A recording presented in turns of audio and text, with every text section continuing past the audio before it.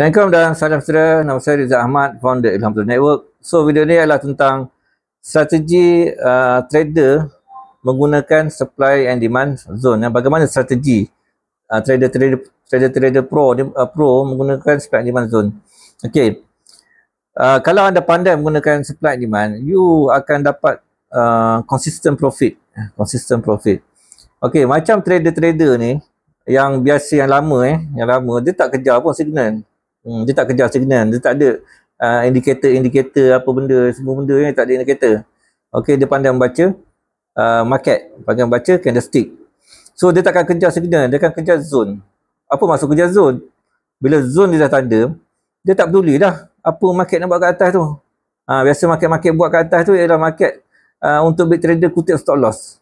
Jadi janganlah nak ikut detail trader main kat situ. Itulah big trader cari untuk dia kutip stop loss untuk dia sebagai minyak untuk dia menyambung pergerakan dia. Okey. So sebagai trader yang lama dia akan tunggu dekat zone. Dia akan tunggu kat zone. Tak kisah zone supply ke zone demand zone ke, tak kisah. Dia akan tunggu je kat situ. Apa yang berlaku kat atas atau kat bawah dia tak peduli. Dia hanya tunggu kat situ. Itulah saya kata seorang trader ni akhirnya pembelajaran yang dia dapat ialah sabar. Kalau dia dapat tahap sabar, sebab sabar ni bukan boleh belajar. Sabar tak boleh belajar pun. Dia akan datang sendiri. Okey, bila dah lama you trade, dia akan tahu dah maksud saya sabar tu. Okey, benda ni saya ceritakan dalam saya punya ebook The Supply and Demand Profit System. Okey, tapi ebook tu berbayar. Anda boleh klik pada link di bio dan juga link di description.